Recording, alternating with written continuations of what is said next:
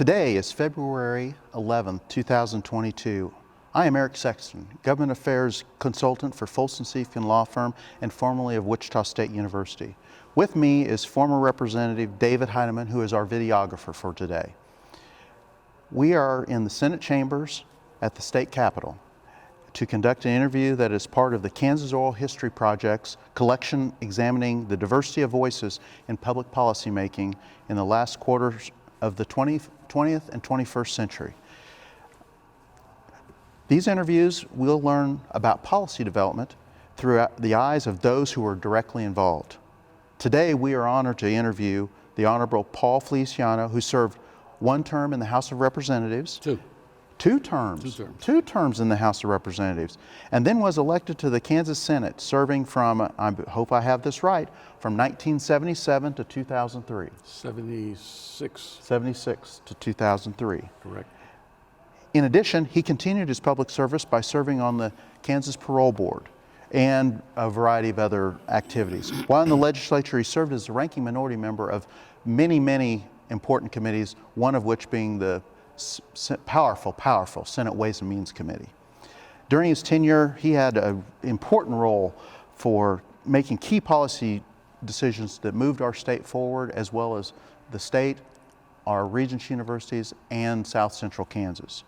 I will not do any more interviewing or talking about his great efforts because I want to leave that to the senator to talk about. Thank you again for agreeing to give your perspectives to our Oral History Project.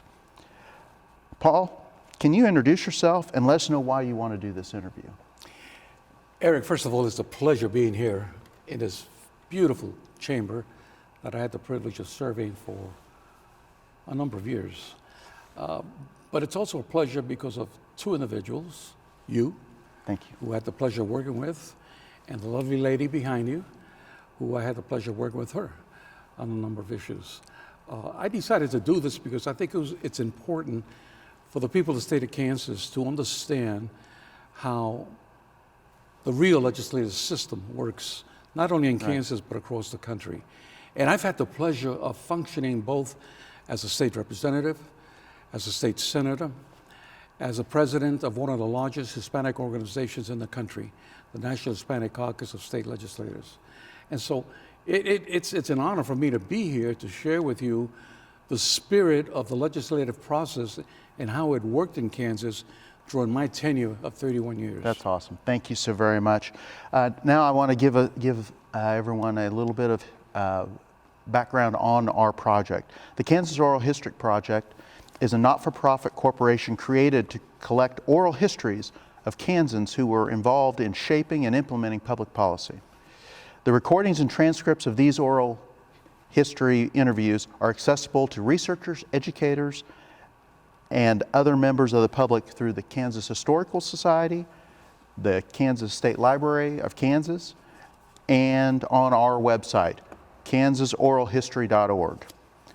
Funding for this project is provided by volunteers, individual donors, and Humanities Kansas, a nonprofit cultural organization connecting communities with history, traditions, and other ideas to strengthen civic life.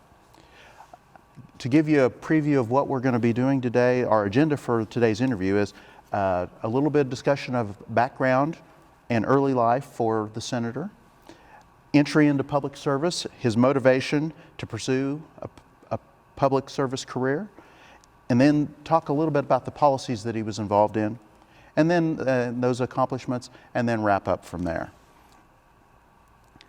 And let's just jump right in now. Senator, if there was one thing you want everybody to know about you, what should that be?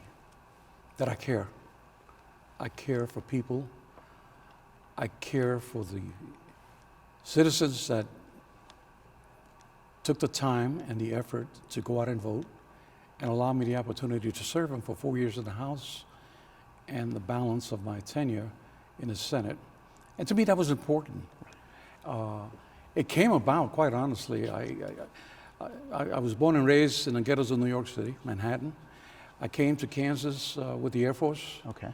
I fell in love with a beautiful lady that's sitting over there, Getting ready to celebrate 56 years of being married. Isn't that today? Why did you do this? February 26th. She's probably wondering. February 26th will be 56 years. That's awesome. But the issue was that I felt like not enough was being done in Kansas. As I left the Air Force, went back home, she came back after me. We got married February the 26th. I went to work at Beach, then I went to work at Prudential. But I also worked at Shakey's Pizza Parlor. I don't know if you recall that chain. Yes. And I loved the banjo playing and the piano music. It was just fascinating. I worked as a bartender, and there was a gentleman by the name of Bob Madden. Joan probably remembers that name. Yeah. And in that year, they had just finished reapportionment, and I'll be as quick as I can here. No. And they had carved out a brand new Senate seat for Bob Madden. His seat was a Democrat district because it was working class people that Right. he represented. And I was always harassing him about, you're not doing enough in this area, you're not doing enough in that area, you're not doing enough for education in our kids. What are you doing up there? And so he said, Paul, after we get through cleaning, can you take half an hour and meet with me? I said, I would love to. And so I did. And we went to his office, and I'll never forget it as long as I live. As we walked downstairs, entered the office, there was this giant of a man. Yeah. And he says, I want you to meet my leader, minority leader, Pete Locks. Now, if you ever met Pete Locks, he's huge. Yes. He's about 5'8", 5'9", bald-headed. Yes. And he looked like he could, Big voice. wrestle a sumo wrestling individual. And I said, well, it's a pleasure to meet you, but why am I here? And Madden said real quick, like, Paul, I'm sick and tired of you bad-mouthing me as to what I'm doing or not doing. We're going to give you an opportunity to run for the House of Representatives, and I'm going to run for the Senate. And Pete says, well, let me interview him first. Let me visit with him. We sat down, we talked for like 45 minutes, and he says, I love what you're doing. You've been with Prudential 5.5 years. You door knock, you make phone calls, you call on people. That's exactly what we need. But you're going to need $5,000 to run your campaign. You're going to need a $50 filing fee, and you're in. I said, what does that mean? He says, well, you'll be a state representative. I said, I don't have $5,000. I don't have even $50 to file. Right. He said, we'll take care of it. Make the long story short, we did it. They laid out the campaign for me. I ran. In fact, in 1972, when I ran, I was digging through my stuff last night. I came across this piece. I don't know if you remember Penny Power. Yes. In its day. I didn't have a big budget, so I printed 5 of these. Right. And I sent one every week, the last 5 weeks of the election. This was my first piece. Look how young, what a good-looking young You man were I was. a fine-looking man. Fine-looking. And so I ran, I won, and the rest is history. I mean, I developed a fascination with it. But I'll never forget one thing that was brought to my attention. It was the night of the inaugural. I forget who I was talking to, but he says, Paul, he says, you're a fascinating person. You need to talk to one of the deans of the Republican Party in the House of Representatives. I said, who's that? He said, Clyde Hill from Yates Center. Yes. I said, Clyde Hill? What does he do? He said, he's an attorney, but you'll enjoy visiting with him. Okay. I said, where is he? He said, he's at that table over there. I said, thank you. I looked at my wife and I said, excuse me, honey, I'll be back in a few minutes. Right. I took off and I sat down next to him, introduced myself, and I tell you, it was the best experience of my life. Yes. Because he was very simple as far as what he wanted to share with me.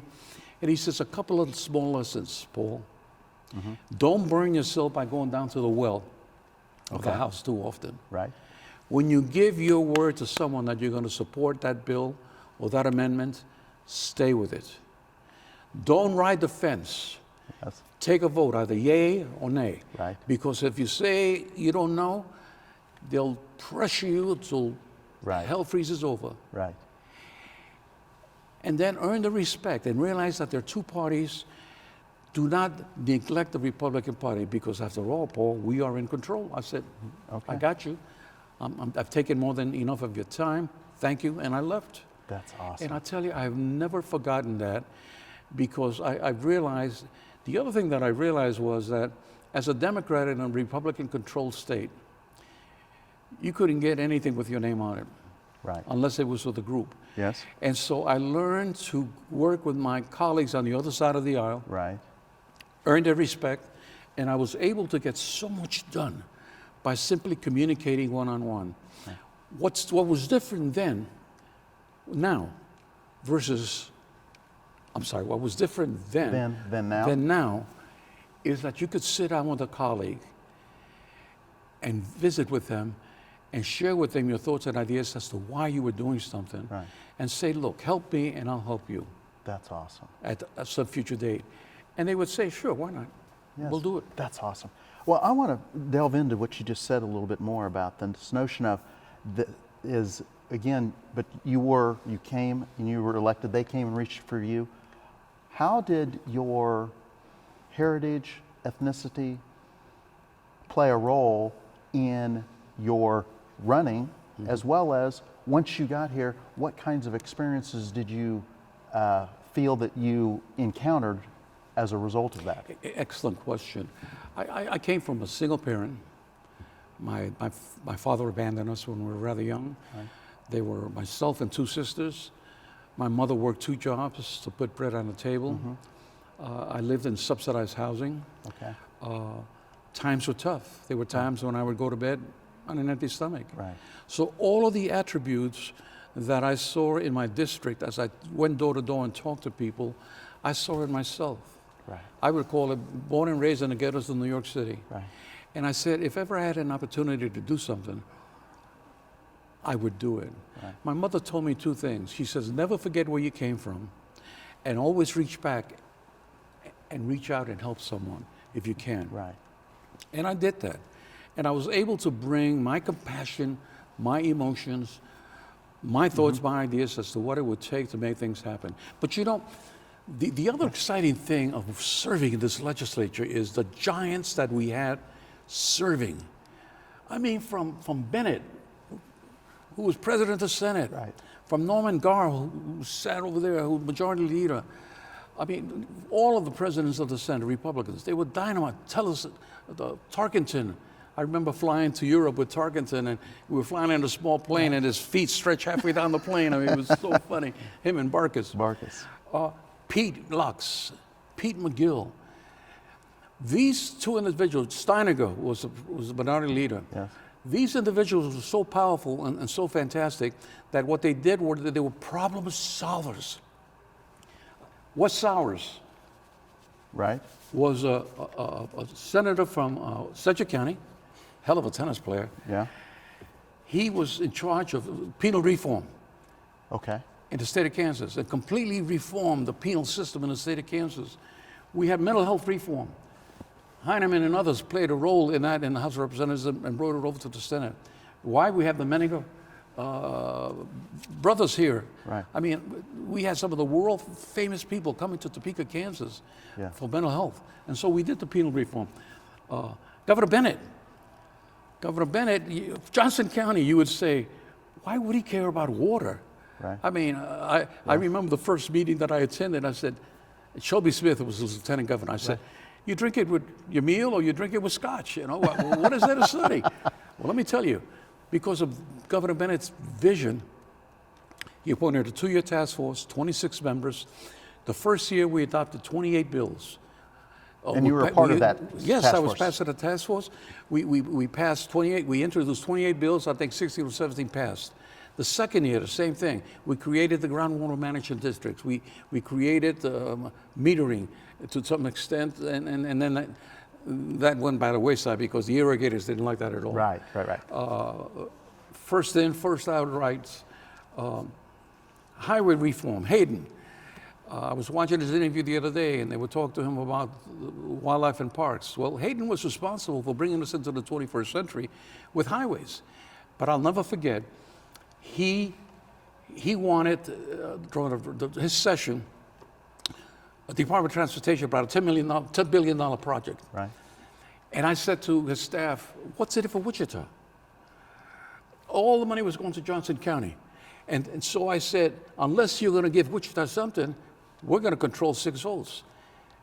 Right. But I'll get back with you because I hadn't talked to Bill Morris and I hadn't talked to my other colleagues. So I assumed that I could control those votes. Right. But there were 5 of us. So I went back and I said, Morris, you got to be with us. We need 96. Right. We need Wichita, El Dorado, Wichita to Hutchinson. We need Kellogg across. And I need just a little piece. There's a segment that they forgot to give me on the 235 onto Seneca. That's only going to be $2 million. You can afford that out of $1 billion deal. Right. Okay, we'll see what we can do. Make the long story short, it didn't happen. Because I said, we can't do that, not this year, maybe next year. I said, no, sir. So the governor called me down. Hayden calls me down and he says, what's it going to take? I said, it's going to take you giving us this. Right. And I had counsel with the city of Wichita and the county, and this is what they wanted.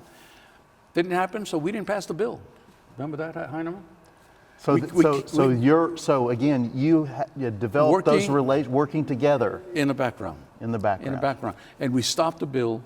Hayden was just livid with me, but we stopped it. During the summer, he called me and he says, I'd like for you to come down, but can we talk by phone? I said, yes. What do you need? Yes. I said, I'll fax it to you. And we sent it to him. He said, I think we could do it. Horace Edwards was the transportation secretary. Okay. And we sent it to him, and I'll never forget, 2 weeks later, there's a knock on the door, and there's this highway patrol guy, like 6'4", with his full uniform, and he says, is Representative Senator Feleciano here? Yes. This is for you, the new highway bill. So we had a special session, and it happened. It became law. KU wanted a School of Medicine branch in Wichita. Yes. They couldn't get it done because a new building would have cost $50 million. Right. The Democrats control the courthouse, the city hall, and the county commission. Right. Tom Scott happened to be the county commissioner. I said, Tom, you got a county hospital that's sitting there vacant. What are you going to do with it? He says, we're probably going to have to tear it down. Right. I said, why? He said, well, there's only 8 people there. We can't afford to do anything with it. I said, do me a favor. If I could bring you a deal, will you be willing to lease this to the state of Kansas for $1 for 99 years? And I guarantee you that the KU will come down here, immediately spend $10 million refurbishing the facility, and in 10 years, it'll be a multi-million-dollar operation. Right. And oh, by the way, if you're going to do that, then we need parking because people are going to come and they're going to have to park the facility. You got all these sites. I've already got the map. They're right here. Yeah. He says, well, bring me a proposal. I can't do anything without a proposal. Yeah. I got the city. I got the county. I got the KU staff. We put a proposal together, took it to the county commission. It passed. Today, we have a multi-million-dollar complex in Sedgwick County. Well, Senator, that's a great story of, again, you connecting your community and your district working together to bring that, and then to get that through the legislative process had to have been challenging as well. Yes and no, because if you knew who the players were, you made it happen. Right. Two quick things that fascinated me. This family came to me and they said, my son and my daughter are both, is it hemophilia, honey? They're bleeders. Yes.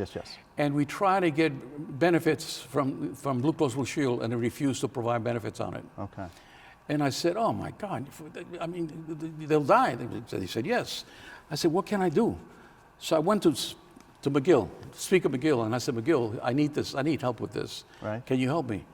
And he says, don't waste your time with me, and I'm not being disrespectful. Go see, was it Skinner? Mark Skinner. Mark Skinner. Because he's a hemophiliac. He was hemophiliac. And when I told him what I was doing, he gets up and he gives me the biggest bear hug that you can imagine.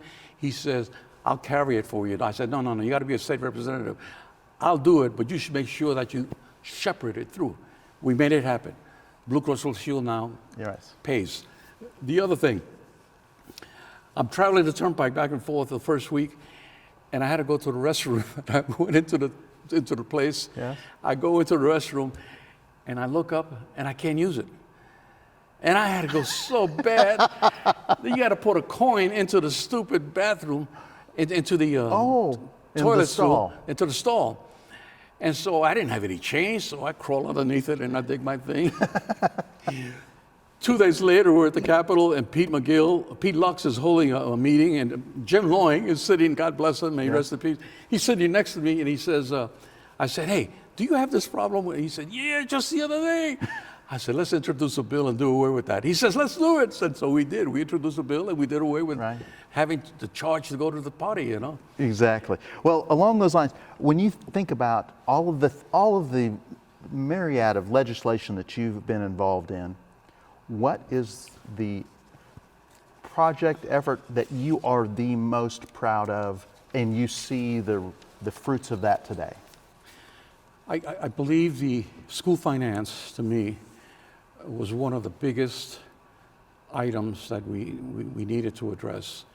And we had some outstanding, articulate members on both sides of the aisle that truly believed, like I did it, that in order to succeed and be successful in life, you had to have a good K through 12 educational system. Yes. You had to have an outstanding higher educational system.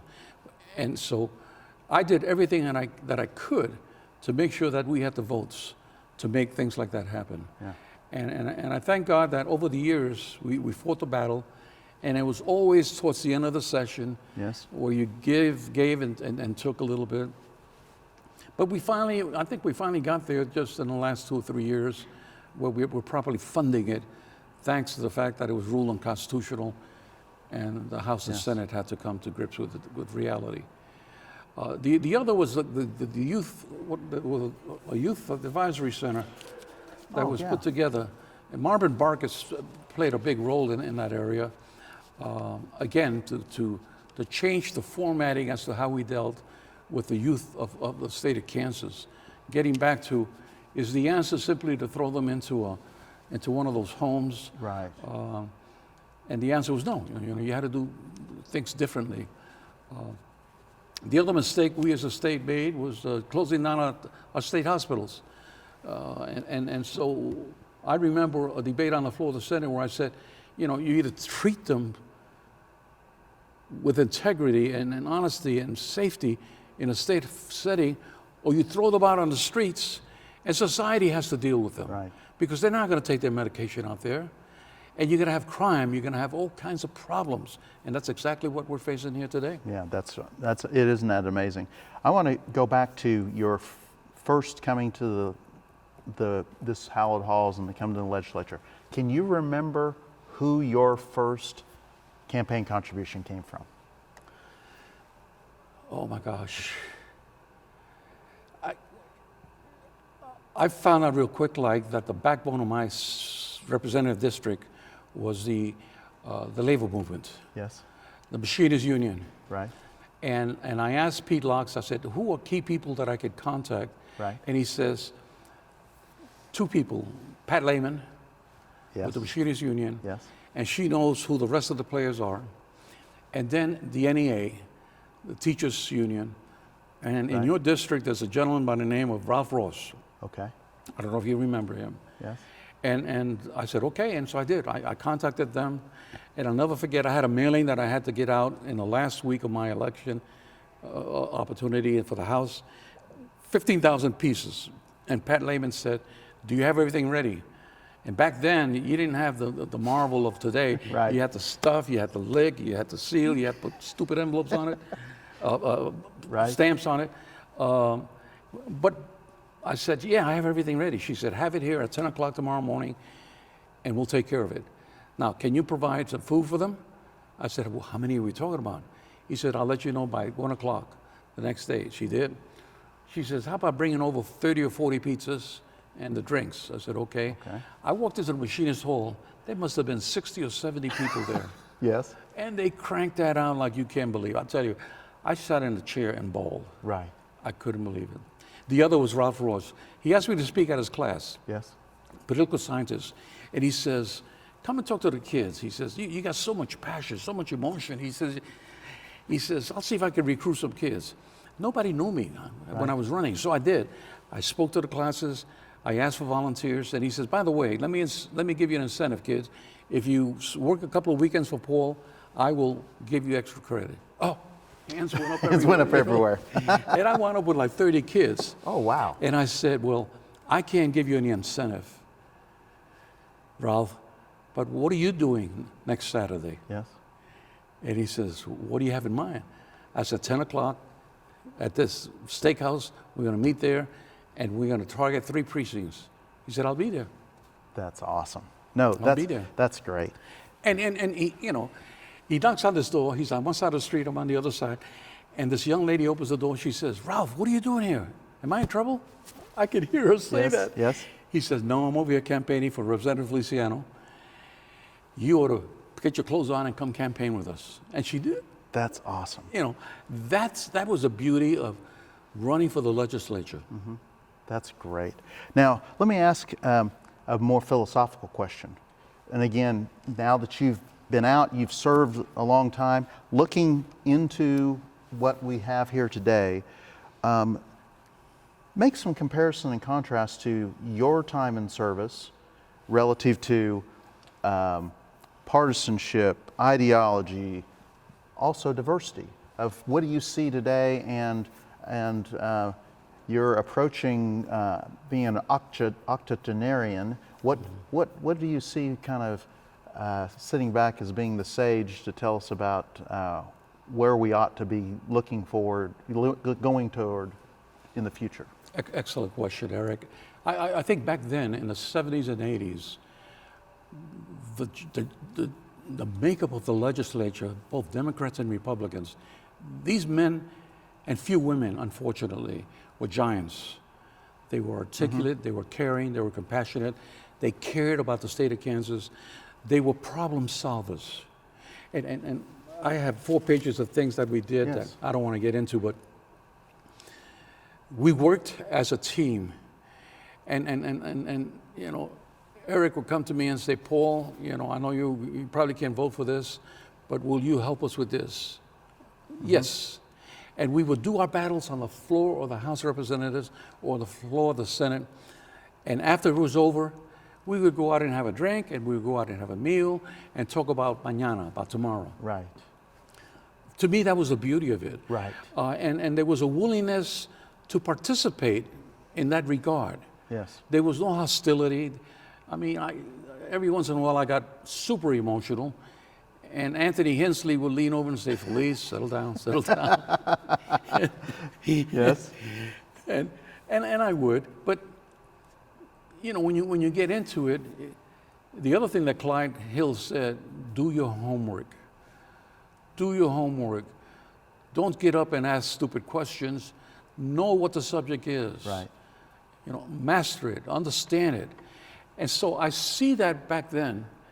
And as I entered the decade of the 21st century, in 02 and 03, we started seeing a movement of conservatism, 3 parties, moderate Republicans, conservative Republicans, and Democrats. And the impact was they didn't want to compromise. They don't want to, you know, and I'm saying, what am I doing here? And I told my son that one day, as we were driving to the Capitol after dinner, I said, when the time comes and I drive up to the Capitol and I say, what am I doing here? It's time to quit. And I did that. I went to the governor, Sebelius, God bless her, that woman. You know, she wanted to run for insurance commissioner, and I said, I'll give you all my files. And I did, because I had run against them. And I ran against Sam Brownback. And I did that, not because I could beat them, because Fletcher Bell was the money man in the state of Kansas. Sam Brownback, $3 or $4 million, you know, or more. And then they beat the heck out of me. But on Ron Town, I came like 46% of the vote on less than $250,000. And so I lost my train of thought. Well, go ahead. Well, I'll come back to you, because you mentioned, again, you ran for federal office. I ran for those offices because I didn't want them spending the money against my colleagues that are running for the Senate or running for the House. It gave us an opportunity.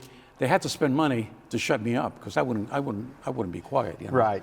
And I enjoyed it, because it gave me an opportunity to travel the state of Kansas, to meet people that I otherwise would not have met. Right. And let me tell you, Western Kansas is just fabulous. Right. We have some fantastic people out there in that 1st congressional district. And that was fun. A lot of work, A lot of miles, Right. but well worth it. No, that's awesome. That is awesome, awesome. Let me ask you, and again, I'm bouncing around because I'm following your lead. And I want you to dig a little bit more about those times when somebody thought you were being loud, not cooperative. How much of that do you think sometimes that was ethnicity based, that they didn't think you should speak that way, should take that on? And I think of one of the policy areas that you were instrumental in starting the Kansas Hispanic Commission. So tie those two together for us. Well, again, you develop trust, you develop respect by how you treat your fellow colleagues on both sides of the aisle. Right. And I got very close to Pete Lux. Yes. I got very close to Pete McGill. I love the man. He was Right. fantastic. And what I did was I shared with him that there was a need for a commission. And he said, well, let's not call it that. Let's call it advisory. I said, Pete, you call it whatever you want. Let's just make it happen. Right. He said, okay, I'll tell you what. I got the bill right here. He said, I figured you'd be talking to me. He says, if you just change these words, we'll make it happen. I said, God bless you, brother. Right. I said, I love you for that. Yeah. And then we made it happen. I got calls from Western Kansas that they were having problems, the Hispanic population, Right. in hospitals. And when you're dealing with life and death, Right. the problem was they didn't have translators. And I Okay. said, we need some help. The courts. Yes. They didn't have translators in the courts. Okay. And you're dealing with, I'm going to prison, and did I did something wrong? Did I did something right? We asked for translators. We had a chairman of judiciary called Wayne Pomeroy. Oh. I don't know if he's alive or dead. He's alive? Oh, I'm so sorry. But Wayne was fantastic. Right. And I went to him and I said, I need help with this. Can you tell me how to do it? Can you show me how to do it? Right. And he did. I was put on judiciary. I don't know why. Yes. But as a member of the Judiciary Committee, I would sit there, and I mean, stuff was just flying over my head. I didn't know what in the world I was doing. Right. And I went to Steiniger and I said, Senator Steiniger, excuse me, Yes. I said, I need to be taken off because I am lost. He says, Felice, they used to call me Felice, Yeah. I put you there because I think you could be a check and a balance to us. I said, then I need some help. I said, you figure it out. I said, okay. So I called the Dean of School of Law Right. at KU and the Dean of School of Law at Washburn, Kincannon, I think was his name. Yes, Kincannon. And I said, I want you to find for me the best and brightest third-year law student because I need an intern and I need it yesterday. And I can't pay them, but I get 2 sets of law books. I will provide them a set of law books if you do that. And I helped start the internship program. That's awesome. And it's the greatest thing I ever did because let me tell you, they were assigning to me in some cases, and the president of the Senate called me down. I'm not going to tell you who it was. He said, how in the world do you have 2 interns working for you? Right. I said, I'm good, brother. I'm good. Right, exactly. And so we made it happen.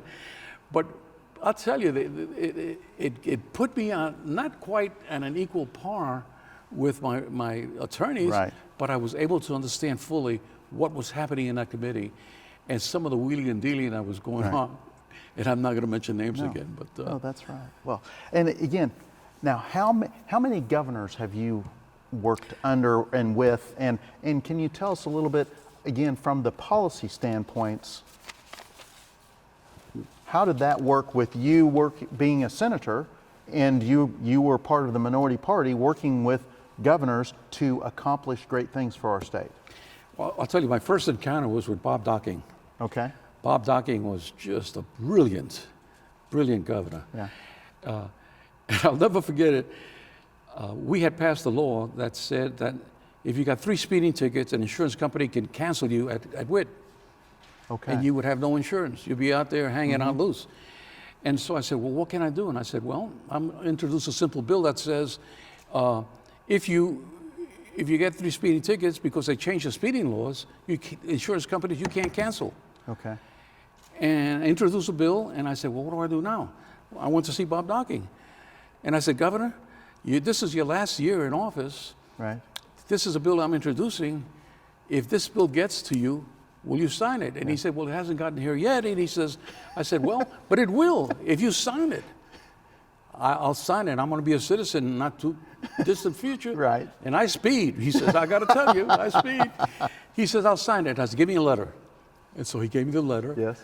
I put it in my pocket. Yes. I come down here to the wall. It came out of committee. Yes. There was a gentleman named Charlie Durfee, I think his name was. And he said, and I told him about it. And he says, hey, I'm out here in Western Kansas. He says, Yeah. I could agree with this bill. I like it. I don't want my insurance canceled. I'll get it. So we get down here, and I'm carrying the bill, and I'm looking around, and they're beating the heck out of me.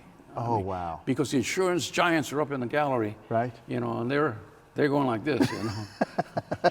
And I'm saying, we got to get this done.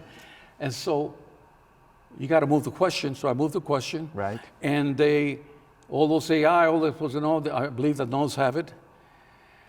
But Charlie Durfee had told me, if you need my help, I'll be there. Right.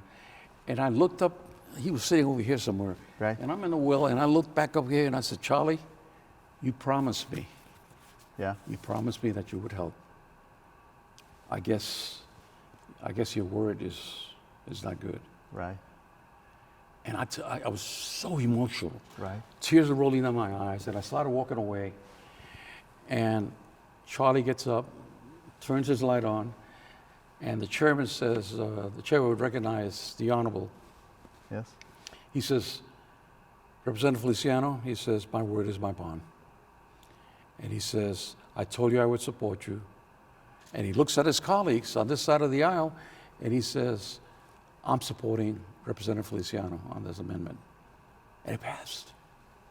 It passed. I mean, it just freaking blew me away. So would have that been your first bill that you kind My of first- shepherded from start to finish? That's right.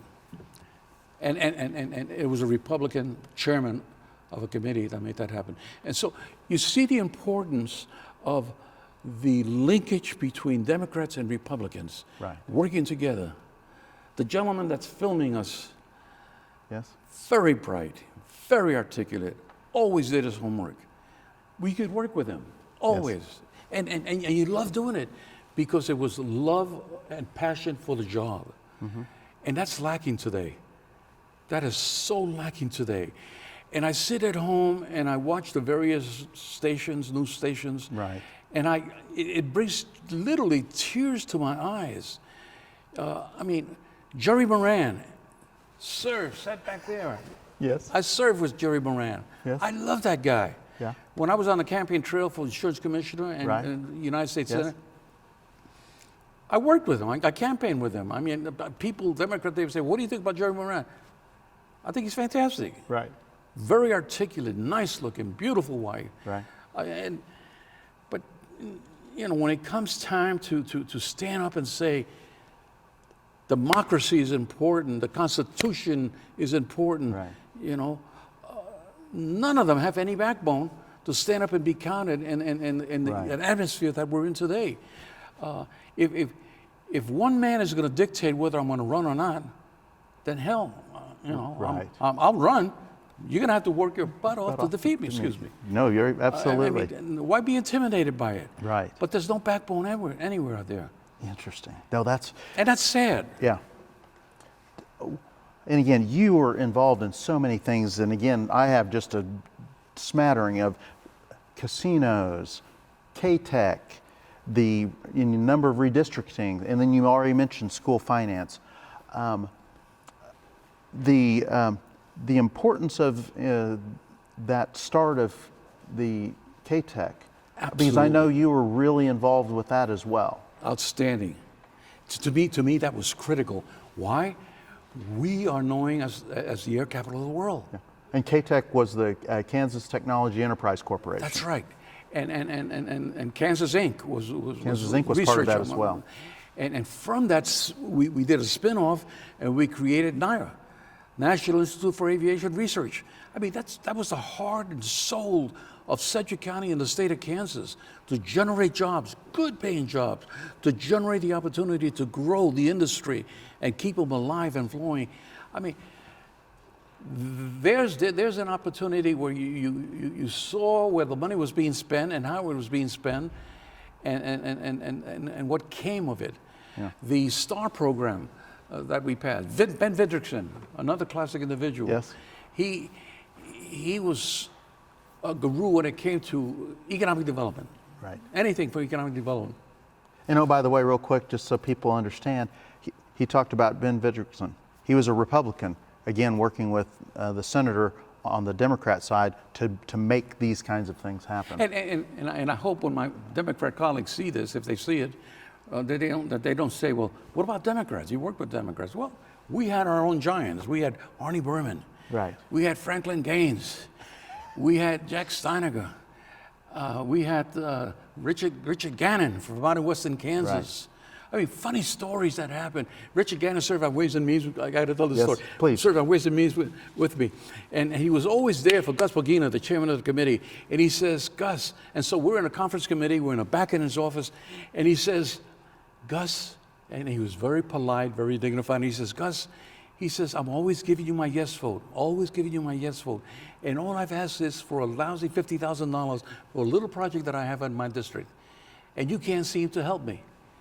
And Gus had a short fuse, and he says, what in the blankety blank is the matter with you? I've given you so much. And he takes his watch, tears it off, and he throws that watch against the wall, and it shatters into a million pieces. And after he did that, he says, oh my God, that was a watch my wife gave me, you know. And so Gannon says, well, I'm sorry you did that. You didn't have to be that emotional. All I wanted was $50,000. And Gus, I mean, how do you stop from laughing? And Gus started to laugh, and he says, okay, well, I'll tell you what, get out there and help me find the pieces, and maybe I can put it together again, you know. But it's things like that. Right.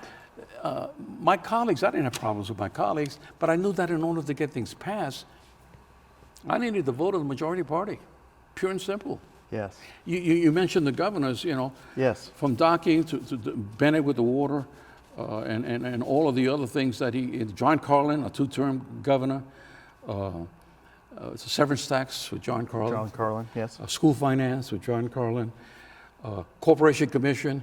He appointed Pete Lux to be the chairman of the Corporation Commission. The rural electric co-ops wanted to move the power plants, nuclear power plants, from under the jurisdiction of the KCC. And Pete Lux said, no, we're not going to have any of that. And so we stopped that. They were going to build a gasohol plant. Yes. But they were going to bring a slurry of pipeline from Gillette, Wyoming into Wichita.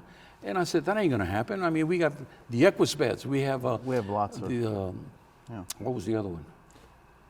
We have the Ogallala, we have the Equispeds, we have all the groundwater management. And so I wrote an editorial and I sent it in, and the director of the economic development in Wichita said, these senators are nothing but a bunch of idiots. They don't understand economic developments.